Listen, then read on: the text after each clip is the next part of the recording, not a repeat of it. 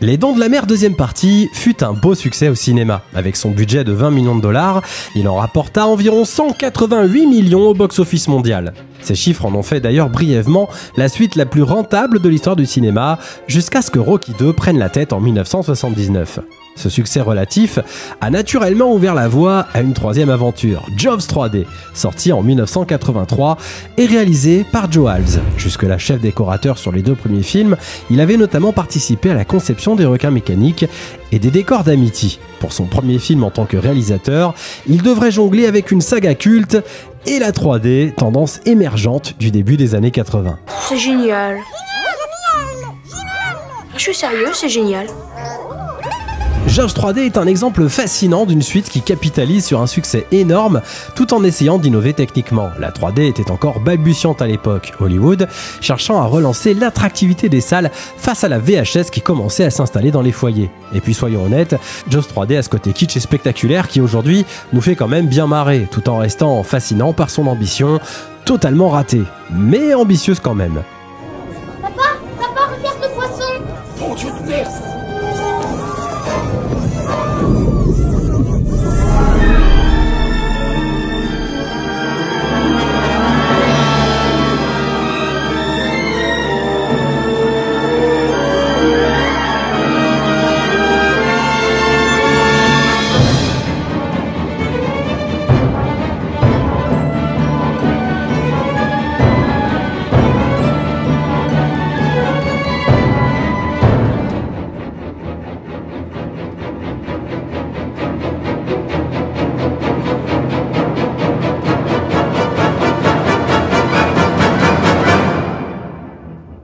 Les Dents de la Mer 3, un film que certains qualifient de nanar, quand d'autres parlent de film culte carrément. La vérité se situe peut-être entre les deux, vous allez le voir dans cette vidéo. Je vous propose une analyse donc de ce troisième épisode dans le cadre de notre story consacrée aux Dents de la Mer, avec ses excès et ses défauts, comme quoi c'était pas forcément mieux avant le cinéma. Aujourd'hui, je vous raconte l'histoire des Dents de la Mer 3D.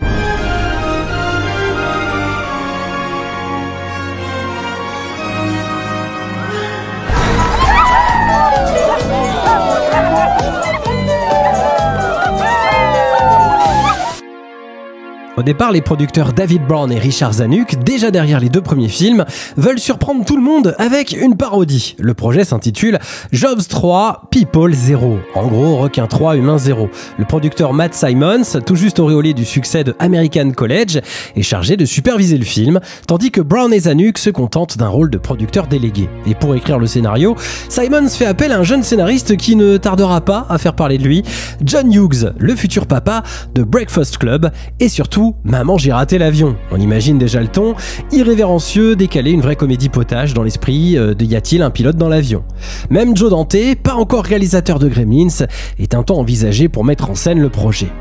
Finalement, tout ça est abandonné car Steven Spielberg, réalisateur du premier film, a réussi à convaincre Universal de renoncer, en menaçant de ne plus jamais travailler avec le studio. Alors forcément, ça les a fait un peu flipper. Résultat, Jaws 3 People 0 est abandonné et l'idée d'une suite sérieuse reprend le dessus. Et même si Spielberg était contre, je pense qu'aujourd'hui, au regard de ce qui a suivi, il doit un peu regretter son choix, le pépère. C'est alors un certain Alan Landsberg qui rachète les droits pour lancer le chantier. Il approche d'abord Murray Lerner, documentariste spécialisé dans les mondes marins, mais lui aussi décline. Finalement, Universal se tourne vers Joe Alves, le chef décorateur des deux premiers volets et réalisateur de seconde équipe. Alves connaît bien la saga pour avoir participé à la confection des requins mécaniques, mais c'est son tout premier passage derrière la caméra en tant que metteur en scène principal. Côté scénario, Universal fait appel au grand Richard Matheson, l'auteur du roman Je suis une légende, qui sera adapté plus tard au cinéma avec Will Smith, mais aussi du scénario du téléfilm Duel de Steven Spielberg. Malheureusement pour lui, l'expérience tourne vite au cauchemar. Le studio lui impose d'inclure les deux fils de Brody, ce qu'il juge totalement stupide, et certains responsables vont même jusqu'à lui suggérer que le requin soit le même que celui électrocuté à la fin du 2. Mais alors ils ont vu le film ou comment ça se passe en fait? Parce que comment tu veux que le requin il survive à ça? Je veux dire, il est mort de chez mort, il est totalement cramé le bestiau. Il nous aurait dit quoi? C'était juste une petite décharge? Et en fait le requin il s'en est remis, tranquille, pépère, il est reparti juste après? T'es malade! T'es malade! On lui demande aussi d'écrire un rôle pour Mickey Rooney, ancienne star de la MGM dans les années 40, mais l'acteur finit par refuser. Résultat, le scénario passe entre plusieurs mains avec des retouches de script doctors et l'intervention de Carl Gottlieb, déjà présent sur les deux premiers films. Matheson, lui, reniera en partie le résultat, expliquant qu'il avait livré une bonne histoire avec un récit plus adulte et plus psychologique autour des Brody, mais que tout avait été gâché par une mise en scène sans relief, au sens propre comme au figuré. Quant au casting, aucun acteur des deux premiers films ne veut rempiler. Roy Scheider, qui incarne le chef Martin Brody, fait même de l'humour noir en déclarant « Même Mephistopheles ne pourrait pas me convaincre de revenir ». Il ira jusqu'à accepter un rôle dans Tonnerre de feu uniquement pour être sûr d'être indisponible. C'est là que débarque le vrai Jobs 3D. Et comme on est en plein début des années 80, une époque où Hollywood croit au grand retour de la 3D, Universal voit dans ce procédé un argument marketing en or. Le titre dit tout, 3D, c'est pas juste une option, c'est le pitch. On promet aux spectateurs que le requin va littéralement sortir de l'écran pour leur sauter à la gorge. Côté casting, on retrouve les frères Brody devenus adultes, Dennis Quaid en Michael, John Pooch en Sean, à leur côté Bess Armstrong, héroïne télé de l'époque, et surtout Louis Gossett Jr., fraîchement oscarisé pour son rôle dans Officier et Gentleman. L'acteur se retrouve quelques mois plus tard face à un requin géant, un contraste qui résume assez bien la dégringolade de la saga. On a aussi Philip Fitzroy, documentariste casse-cou qui finit littéralement dans la gueule du requin, la scène la plus marquante du film. Il est incarné par Simon McCorkindale, que certains ont connu dans Manimal, série culte des années 80, où un professeur pouvait se transformer en animal pour résoudre les enquêtes. C'était l'une des toutes premières séries à utiliser les effets de morphing à la télévision. Les transformations d'homme à panthère, faucon ou serpent étaient faites avec des maquillages pratiques et des surimpressions, mais aussi avec des prémices de morphing optique, ce qui était assez révolutionnaire pour l'époque en 1983. Bien avant Terminator 2 ou Willow qui eux ont démocratisé le morphing au cinéma. En télé, Manimal faisait figure de pionnière, même si le résultat paraît un peu kitsch aujourd'hui. Côté caméo, mention spéciale à la toute jeune Lea Thompson dans son premier rôle au cinéma, avant de devenir Lorraine, la mère de Marty McFly dans Retour vers le futur. Bref, Universal ne veut pas d'une parodie, mais le film qu'ils préparent ensemble est quand même une drôle de curiosité. Un blockbuster familial, vendu sur une technologie un peu gadget, et porté par un casting très hétéroclite, quelque part entre le film catastrophe et l'attraction de fête foraine. Pour bien comprendre ce choix, faut quand même se replacer dans le contexte des années 80. Le choix d'Universal de tourner Les Dents de la Mer 3 en relief ne sort pas de nulle part. Le début des années 80 marque une tentative de ressusciter la 3D, un procédé qui avait déjà fait fureur dans les années 50, avec des films comme Buena Devil ou L'Homme au masque de cire. À l'époque, les studios y voyaient déjà un moyen de lutter contre l'essor de la télévision. 30 ans plus tard, rebelote, face à la multiplication des blockbusters et à la concurrence des nouveaux écrans de télé, Hollywood se dit qu'un bon vieux gadget technique peut refaire la différence. Bon, et aujourd'hui, on a un peu la même chose avec les stalles en 4DX. En 1982, Vendredi 13, partie 3, exploite le filon avec son tueur masqué qui vous plante littéralement un couteau sous le nez. L'année suivante, Amityville 3D surfe également sur la même vague. Et dans ce contexte, Universal se dit qu'un requin bondissant hors de l'écran, c'est finalement l'atout parfait pour attirer le public. Sur le papier, ça semble logique. Quoi de plus efficace qu'un grand squale qui fonce directement vers les spectateurs ? Le problème, c'est que la technologie reste lourde et capricieuse. Les caméras 3D de l'époque sont très encombrantes. La projection nécessite des lunettes spéciales et le rendu visuel est souvent très approximatif. Résultat, ce qui devait être spectaculaire vire régulièrement au kitsch. Jobs 3D n'échappe pas à la règle. Mais au-delà du spectaculaire, le film continue de creuser les grands thèmes de la saga. La confrontation entre l'homme et la nature, la fascination pour la peur et le sensationnel, et la question du contrôle technologique. La 3D à sa manière devient presque une métaphore. On veut tout maîtriser, mais la technique nous échappe.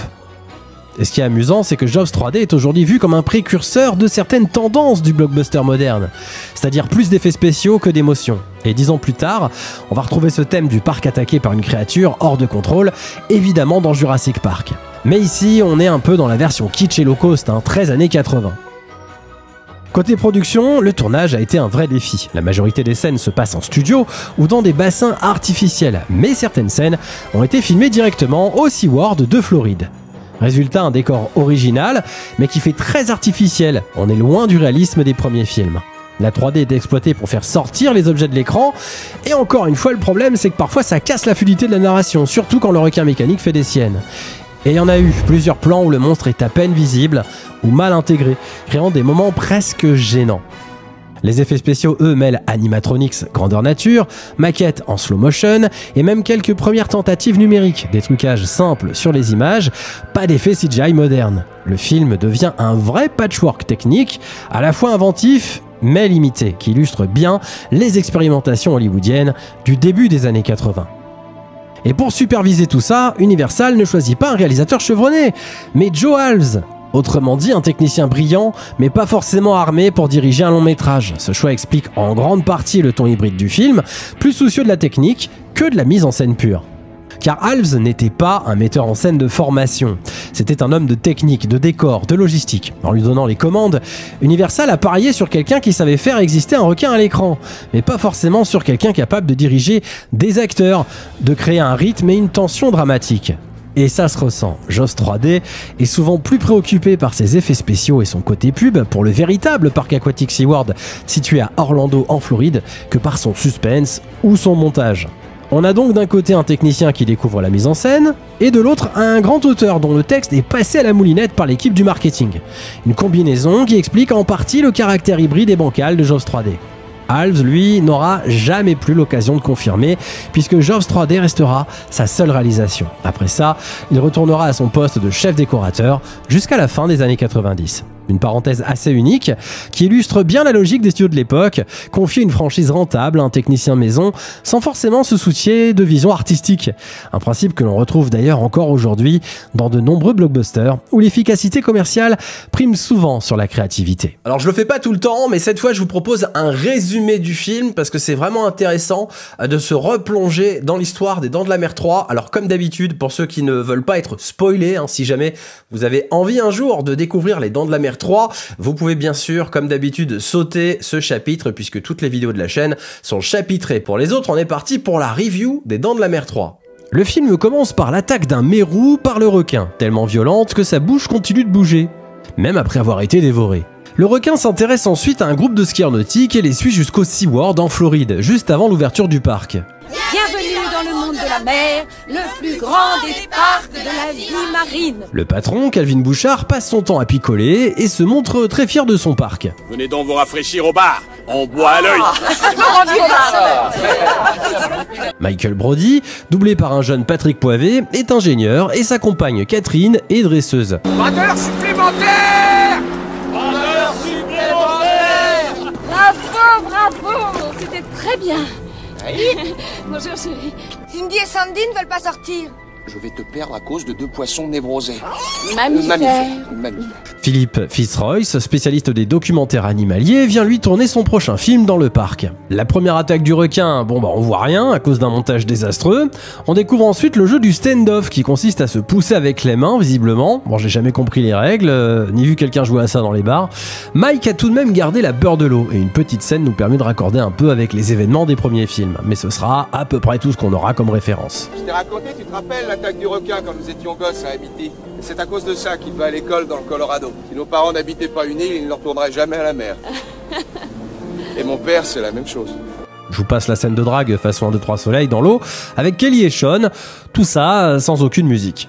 La deuxième attaque de requin se produit encore une fois sans beaucoup de génie, et d'ailleurs n'importe qui aujourd'hui pourrait faire la même chose avec un téléphone. Shelby Overman n'étant pas rentré, ils partent à sa recherche en sous-marin, et l'incrustation est franchement dégueulasse. Mais le compositeur de la musique du film semble lui être rentré de sa pause café.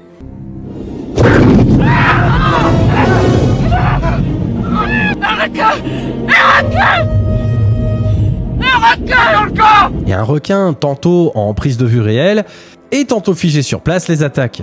Heureusement, les dauphins Cindy et Sandy viennent les sauver. Et oh mon dieu, le requin qui se ramasse sur la grille. Et a priori, il bouge plus, ça a dû l'assommer car il reste devant la grille et il attend sagement sous l'eau. C'est vrai, Calvin, il essayait de nous bouffer. C'est exact. Regardez. Où est-il? Juste là. Il décide alors de le capturer afin de le mettre dans un bassin pour ainsi avoir le premier grand requin blanc en captivité. L'opération est une réussite et le parc ouvre enfin ses portes aux premiers visiteurs. Mais le meilleur moment du film, c'est peut-être la caverne des plaisirs et des surprises.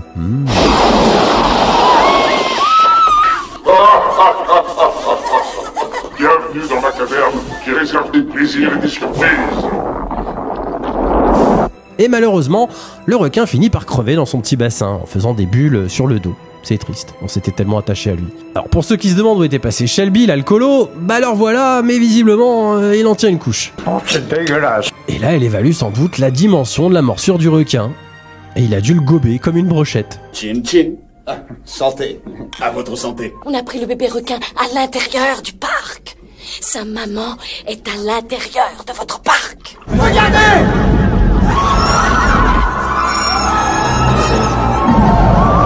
La maman du requin décide alors de venir se présenter. Elle dit bonjour, et du coup, bah, c'est parti pour les scènes de panique, mais je sais pas pourquoi, c'est plus débile que vraiment flippant en fait, entre ce visiteur qui se prend un bourre-pif parce qu'il voulait pas sortir de l'eau, et Mike qui tente d'arrêter le numéro de ski acrobatique en foutant le présentateur à la flotte au passage. Brody, qu'est-ce qui vous prend? Vous êtes cinglé? Brody, rendez-moi ça! Mais personne ne va mourir. Sean et Kelly se retrouvent à l'eau à cause des bateaux tamponneurs. Et le requin, plutôt que de dévorer Kelly, bah il décide de la pousser. Alors me demandez pas pourquoi, mais il lui laisse quand même une belle cicatrice. En souvenir. Et c'est une fin de tournage pour Sean Brody, merci d'être passé.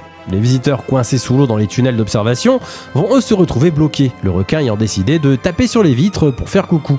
Le niveau de l'eau restera stationnaire. Alors calmez-vous, d'accord? L'eau ne montera plus. Maintenant, calmez-vous, je vous en prie. Pour permettre aux visiteurs de sortir et ouvrir les portes étanches, Manimal va piéger le requin géant dans la pompe de filtration, pendant que Brody ira souder les parois du tunnel. Mais sa corde lâche, et n'arrivant pas à remonter, même si le courant est censé le pousser plutôt que l'attirer dans la gueule du requin, il finit par se faire bouffer. Et c'est bien sûr la scène la plus réussie du film, car filmé de l'intérieur de la gueule du requin, je veux dire c'est juste atroce, mais on comprend pas vraiment comment il a pu le gober vivant, comme ça.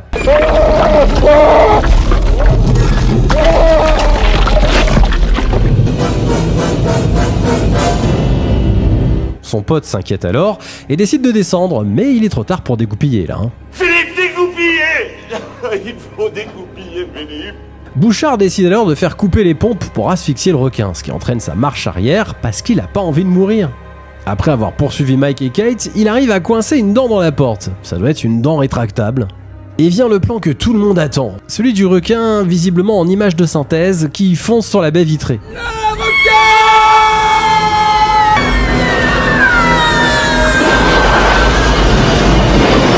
Il croque un employé au passage, mais Manimal est toujours là dans sa bouche.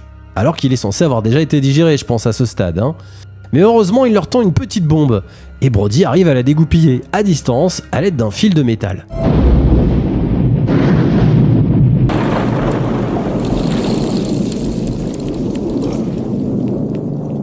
Et tout est bien qui finit bien.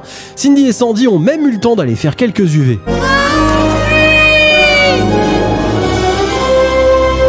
Et fin, bravo Joe. On se demande quand même ce que tu foutais quand tu côtoyais Steven Spielberg hein, sur le premier film.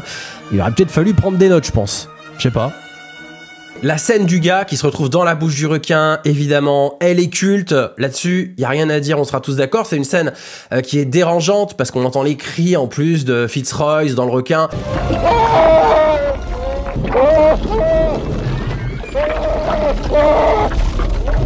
C'est l'une des bonnes idées de ce film, de nous avoir montré ça. C'est plutôt bien réalisé, c'est bien fait, c'est flippant. Là-dessus, rien à dire. Pour le reste, force est de constater que même si l'idée de départ était plutôt bonne de plonger des visiteurs confrontés à un requin, pourquoi pas. En plus, l'idée sera reprise plus tard dans les parcs d'attractions Universal. C'est pas con. Je pense que l'idée, bien sûr, on la doit au scénariste Richard Matheson. Et pour le recoller un petit peu avec l'histoire des Brody, là, on sent que Carl Gottlieb a contribué. Mais pour le reste, on est quand même assez surpris de voir comment ils ont pu accoucher d'une telle histoire, Matheson et Gottlieb, sur ce film. Parce que ce qu'il en reste, c'est quand même pas terrible. Une fois qu'on a dit ça, faut être sérieux 2 minutes. Si le film déçoit autant aujourd'hui, je pense qu'il faut pas non plus mettre tout sur le dos de ce bon vieux Joe, parce que qu'est-ce qu'on l'aime bien quand même, ce Joe Halves. Non, clairement, c'est pour moi la faute du producteur Alan Landsberg, qui avait une expérience de producteur de télé, en particulier de documentaires animaliers sur National Geographic, etc. et qui s'est dit, bon bah faire un film sur les dents de la mer, c'est pas plus compliqué que de tourner un documentaire. Landsberg, il avait plus de 2000 heures de programme à son actif lorsqu'il a pris finalement la responsabilité de ce projet. Et d'ailleurs, il s'est entouré de tous ses potes, de tous les collaborateurs avec qui il avait l'habitude de travailler sur le petit écran pour les Dents de la Mer 3. Et c'est ce qui explique aussi ce rendu très téléfilm parfois où franchement, il n'y a pas vraiment d'idée de mise en scène.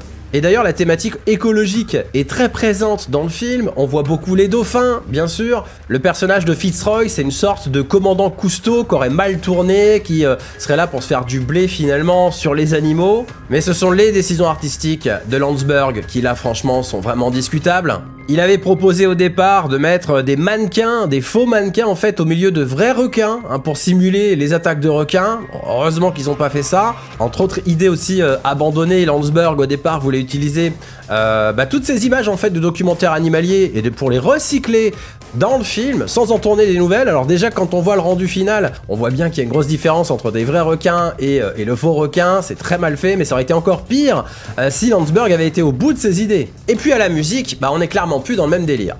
C'est Alan Parker, donc compositeur de téléfilms, de musique de documentaire, de télévision, qui fait honnêtement plutôt un bon taf. Il y a quand même un thème qui se dégage du film qui est plutôt sympa. Bon, ça vaut pas bien sûr le génie de John Williams.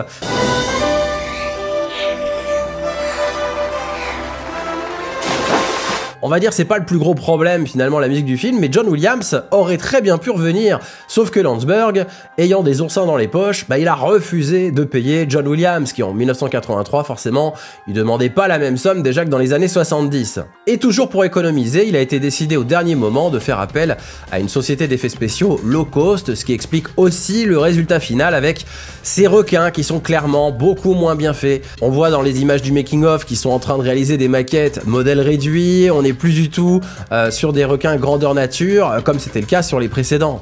Autre idée désastreuse, c'est bien sûr le remontage à la dernière minute pour couper 20 minutes de séquence.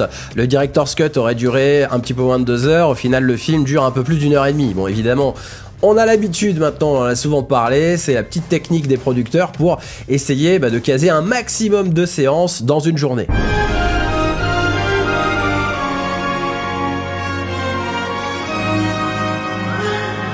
In 1975, he became Hollywood's biggest star.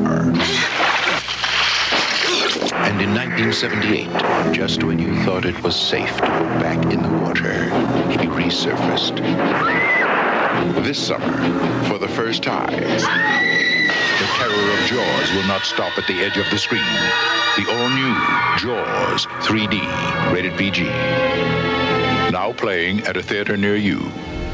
À sa sortie en 1983, Jaws 3D profite à fond de l'effet curiosité. Le public vient pour voir le requin sortir de l'écran. Et le film ouvre d'ailleurs plutôt bien au box-office. Avec son budget de 18 millions de dollars, il finira sa course au box-office à plus de 87 millions de dollars, ce qui reste un succès commercial pour Universal. Et en France, il fera un peu plus d'1 million d'entrées. Mais l'expérience en salle fut très contrastée. La 3D de l'époque se faisait avec les fameuses lunettes à filtre polarisé et le rendu dépendait énormément de la qualité de projection. Dans certaines salles bien équipées, l'effet pouvait surprendre, comme pour le plan final avec les mâchoires du requin venant vers le spectateur après sa destruction. Mais dans beaucoup d'autres, le résultat était flou, sombre et donnait plus mal au crâne qu'autre chose. Côté critique, c'est un carnage. Le film est descendu en flammes pour ses personnages creux, son intrigue bancale et surtout son requin numérique déjà ringard au moment de la sortie. Même Richard Matheson, le scénariste, s'est publiquement désolidarisé du résultat final. Les journalistes ont parlé d'un gimmick marketing plus que d'un vrai film de cinéma. Alves a déclaré dans une interview en juin 2020 qu'environ 20 minutes de séquence avaient été coupées du film final à cause de l'insistance de Landsberg, le producteur. Dennis Quaid a lui déclaré dans une interview de 2015 que parmi tous ses films, c'est pendant le tournage des Dents de la Mer 3D qu'il a le plus consommé de cocaïne, affirmant qu'il était sous l'emprise de cette drogue dans chaque image où il apparaît. Pensez-y la prochaine fois que vous revoyez le film. Quant à Gossett, il a déclaré être le seul membre du casting à avoir survécu aux critiques généralement négatives. Et quand le film est arrivé en diffusion télé, forcément, ce type d'effet 3D ne fonctionne pas sans équipement spécifique. C'est pourquoi, à quelques exceptions près, les versions vidéo et télé des Dents de la Mer 3D ont été créées uniquement à partir de l'image de l'œil gauche, et le film a été rebaptisé tout simplement les Dents de la Mer 3. Comme l'image de l'œil gauche ne représente que la moitié de celle d'un film en 35 mm, la résolution finale est nettement inférieure à celle normalement attendue d'un film tourné sur pellicule. Ce qui donne ce rendu un peu flou avec cette espèce de filtre rouge et vert pendant toute la durée du film. Évidemment, Les Dents de la Mer 3D a pas mal d'incohérences. Par exemple, lorsque le requin est prisonnier dans le tuyau de filtrage, il s'en échappe en nageant à reculons, ce qui est totalement impossible.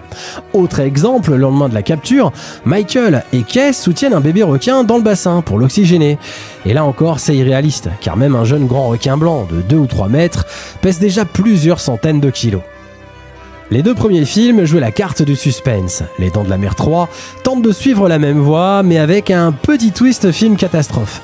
On y retrouve les clichés classiques, le promoteur cupide qui prend toujours les pires décisions, les personnages qui courent dans tous les sens, et on aurait presque voulu que le côté catastrophe soit plus développé. On sent que la 3D et le relief sont là pour compenser une intrigue un peu trop sage, histoire de donner du piquant, là où l'histoire bat à peine à le faire. Côté image, là c'est vraiment une autre histoire. Certains plans sont flous, d'autres affichent des couleurs improbables. À un moment, on se demande même si on regarde la version 3D. Sur image fixe, certains contours donnent envie de sortir les lunettes. Mais verdict, fausse alerte, ça marchera pas. La qualité est très inégale, sans véritable logique, probablement à cause de la profondeur de champ forcée par le tournage en 3D et amplifiée par la compression et le bruit vidéo. Et pourtant, avec le temps, Jaws 3D est devenu une sorte de curiosité presque culte. Beaucoup de spectateurs se souviennent l'avoir vu très jeune, j'en fais partie. On était fascinés par l'idée d'un parc aquatique attaqué ou mort de rire devant les ratés des effets spéciaux. Et aujourd'hui, il vit là quelque part entre le nanar assumé et la Madeleine de Proust des années 80. Un film qu'on adore détester, mais qui garde une identité unique dans la saga.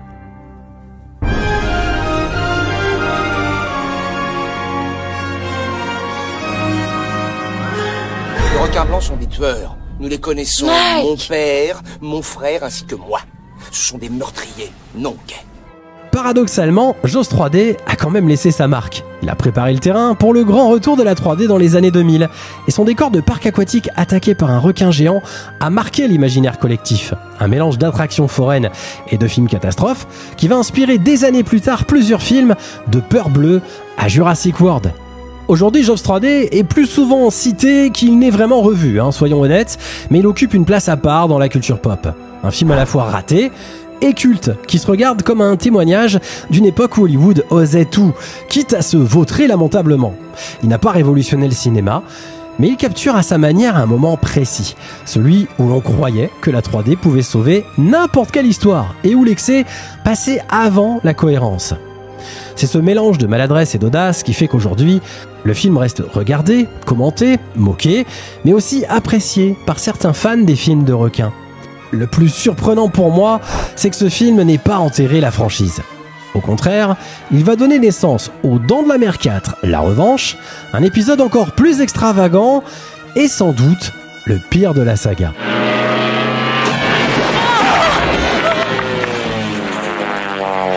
Rendez-vous la semaine prochaine pour la fin de cette story consacrée aux Dents de la Mer avec Les Dents de la Mer 4, La Revanche, encore un film sur lequel il y a beaucoup à dire. Je pense qu'on n'a pas fini de se marrer. C'est de la merde. Quoi ? Pour pas louper ça, abonnez-vous si c'est pas déjà fait, vous le savez, ça aide beaucoup la chaîne. Likez, partagez et donnez-moi votre avis sur le film en commentaire. Hâte de lire aussi ceux qui défendent ce film parce que je sais qu'il y a beaucoup de fans des Dents de la Mer 3. Donc n'hésitez pas bien sûr à me dire pourquoi ce film vous l'aimez autant, ça m'intéresse franchement. Boostez aussi la vidéo pour ceux qui le peuvent, vous avez 3 boosts offerts par semaine, donc profitez-en sur la chaîne. Et puis comme d'habitude, vous trouverez les liens en description pour soutenir Clap Story sur Tipeee ou ici sur YouTube. Merci d'être là chaque semaine, portez-vous bien, je vous donne rendez-vous la semaine prochaine pour la suite et la fin de cette saga des Dents de la Mer sur la chaîne. Ciao.